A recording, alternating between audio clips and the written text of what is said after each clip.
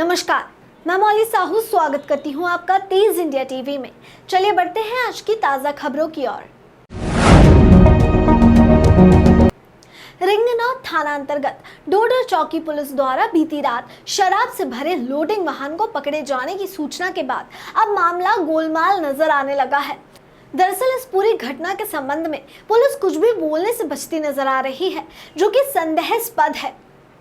सूत्रों से मिली जानकारी के अनुसार पुलिस ने 150 पेटी करीब शराब की पकड़ी थी, पर 100 पेटी शराब की ही बताई जा रही हैं। लेकिन इस पूरे घटनाक्रम को लेकर चौकी प्रभारी कुछ भी कहने से बच रहे हैं। इतना ही नहीं, अब वह मीडिया कर्मियों का फोन तक नहीं उठा रहे हैं, ना ही इस पर अभी तक कोई जानकारी उनके द्वारा दी गई। पुलिस के इस गैर जिम्मेदाराना रवैया दर्शाता है कि दाल में कुछ काला है या फिर पूरी दाल ही काली है। रिंगनौद थाना क्षेत्र अंतर्गत ढोडर चौकी में एक शराब से भरी हुई गाड़ी जो है वो पकड़ी है। लगभग 100 पेटी शराब जो है वो उसके अंदर पकड़ी गई है।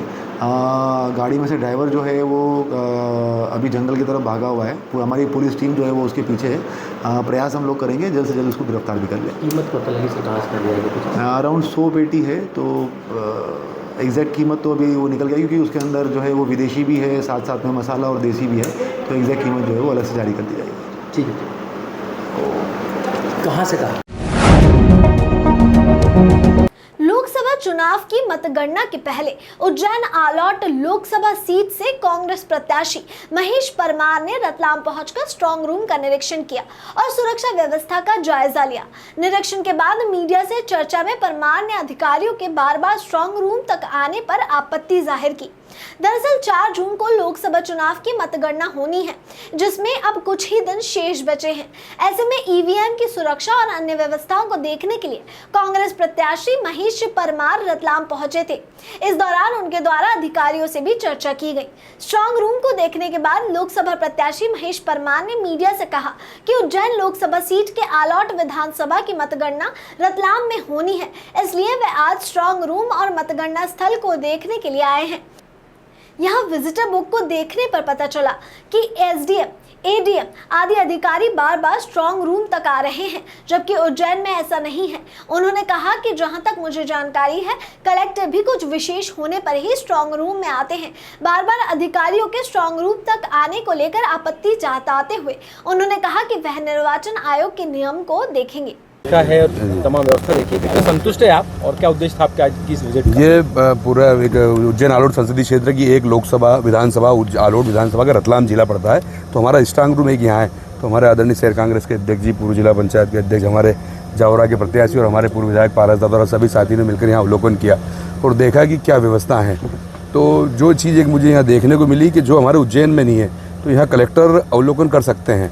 एसडीएम, एडीएम ये लोग बार बार आके अवलोकन कर रहे हैं। मैंने जो अभी इनका विजिट देखा रजिस्टर में, तो एक ये निर्वाचन आयोग के निर्देश है कि वहाँ जब स्ट्रांग रूम बंद होने के बाद कहीं भी कोई किसी कलेक्टर भी इस परिस्थिति में वहाँ जा सकता है, कहीं लगे कि कुछ गड़बड़ी है तो वहाँ बार बार जाना, मुझे यहाँ बार बार कलेक्टर का आना और बार बार अवलोकन करना कहीं ना कहीं थोड़ा सा ये निर्वाचन आयोग के नियम में नहीं है, मुझे जो जानकारी में है। तो इस विषय में मैं और जानकारी लूँगा और देखा कि कहाँ किस तरह से, कहाँ से स्ट्रांग रूम से कितनी दूरी पर मतगणना कक्ष बनाया है, ये सब हम सब लोगों ने मिलकर अभी देखा है।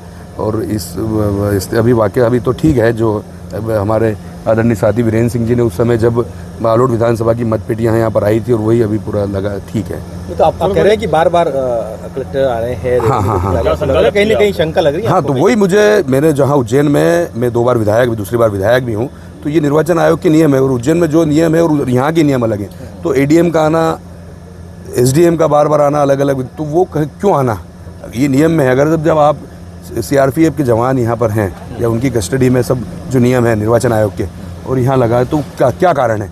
तो ये निर्वाचन अभी हमारे जो जानकार हैं और हमारे जो विशेषज्ञ लोग हैं उनसे हाँ स्ट्रांग रूम तो बार बार जाना क्या कारण है, तो ये विषय में जानकारी लेंगे। विजिटर्स की बुक में आपने देखा? हाँ, विजिटर्स की बुक में देखा, रोज बार बार कलेक्टर का 2 बार आना, तो और वो स्ट्रांग रूम तक जाना, तो ये कहीं ना कहीं मुझे लगता है कि कौन से नियम के तहत है। हाँ, बिल्कुल 100% शक लग रहा है, क्योंकि उज्जैन में हमारे कलेक्टर जो जिला निर्वाचन अधिकारी है उनके निर्देश है कि यहाँ हम लोग भी नहीं जाएंगे।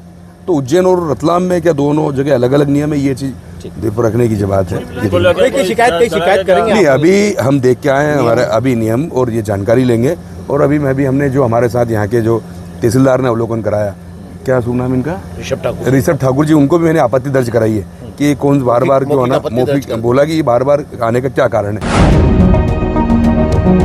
मध्य प्रदेश में इलेक्शन के बाद अब पुलिस और प्रशासन एक्शन में नजर आ रही है। धार्मिक स्थलों से लाउडस्पीकर की संख्या कम कराने के निर्देश की पालना को लेकर रतलाम में प्रशासनिक आमला एक बार फिर सड़क पर आ गया है।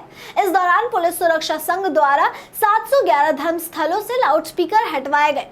अलग अलग थानावार टीमों ने रतलाम शहर समेत जिले के 711 धार्मिक स्थलों से लाउडस्पीकर हटवाए। 125 स्थानों पर साउंड कम कराया गया। बता दें कि हाल ही में मुख्यमंत्री डॉक्टर मोहन यादव ने कानून व्यवस्था की बैठक ली थी। बैठक में उन्होंने कहा था कि खुले में मांस की बिक्री रोकने और लाउडस्पीकर डीजे पर नियंत्रण का अभियान फिर से चलाए जाने के निर्देश दिए थे। इसी क्रम में पुलिस कंट्रोल रूम पर भी जिला प्रशासन एवं पुलिस अधिकारियों ने सभी धार्मिक स्थलों के संचालकों के साथ बैठक ली।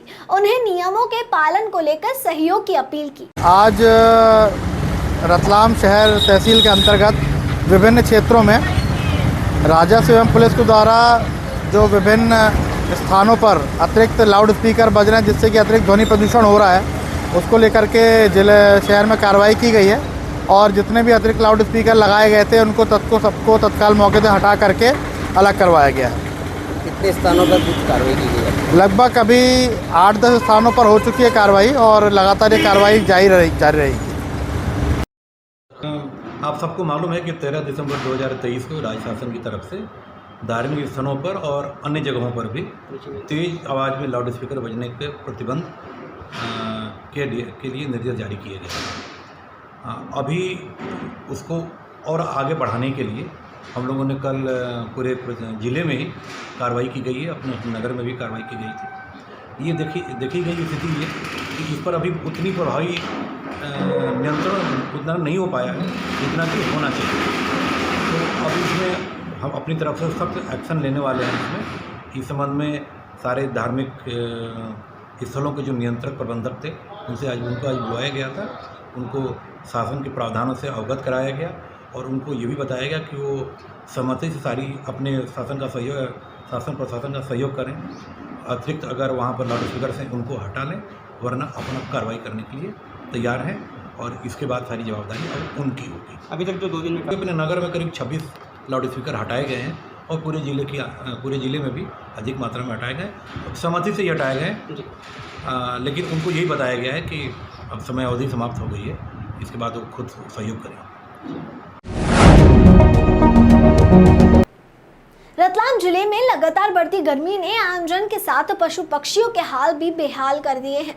दिन के तापमान में लगातार हो रही वृद्धि से अब पेड़ों पर बैठे पक्षी भी मूर्छित होकर जमीन पर गिरकर दम तोड़ने लगे हैं।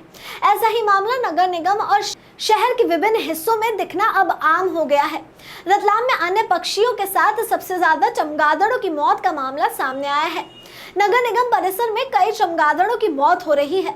इस मामले को अब पशु चिकित्सा विभाग ने संज्ञान में लिया है। मृत चमगादड़ों के शव के सैंपल भोपाल जांच के लिए भेजे गए हैं। फिलहाल प्राथमिक जांच में चमगादड़ों की मौत गर्मी से होना बताया जा रहा है। देखिए, नगर निगम के पास जो ये बरगद का पेड़ है मज़ार के पास, वहाँ पर काफ़ी चमगादड़ों के मरने की खबर आई थी। इस संबंध में पशु चिकित्सा विभाग की टीम जो है मौके पर गई थी। उन्होंने सैंपल भी कलेक्ट किए हैं, जिसको हम भोपाल भेज रहे हैं। संभवतः ये जो मृत्यु हो रही है हीट स्ट्रोक के कारण हो रही है, जो कि अभी ज़िले में गर्मी बहुत ज़्यादा पड़ रही है और इसी के कारण जो है ये जितने भी चमगादड़ हैं इनकी मृत्यु हो रही है। इनकी जो रोस्टिंग प्लेस है जहाँ पर रेस्ट करते हैं, वह संभवतः वहीं पर ये ज़्यादा मृत मिले हैं। और चूँकि टेम्परेचर बहुत ज़्यादा है तो इनकी जो एक प्रोसेस होता है जिसमें ये अपना टेम्परेचर को कंट्रोल करने के लिए फैनिंग करते हैं। फैनिंग के कारण क्या होता है, इंटेंस फिजियोलॉजिकल एक्टिविटी होती है और इसके कारण टेम्परेचर बॉडी का और हाई हो जाता है, जिसके कारण मृत्यु हो रही है। सर, इनको इनका टेम्परेचर कम करने के लिए क्या कुछ करना चाहिए जहाँ रेस्ट करते हैं उसको? टेम्परेचर कम करने के लिए एक ही तरीका है कि वहाँ पर जो है टेम्परेचर रेगुलेट करने के लिए स्प्रे करें। वाटर स्प्रे अगर होगा तो टेम्परेचर वहाँ का कम होगा और उसमें इनकी मॉर्टेलिटी कम हो जाएगी। तो आज की खबरों में बस इतना ही। देखते रहिए तेज इंडिया टीवी। धन्यवाद।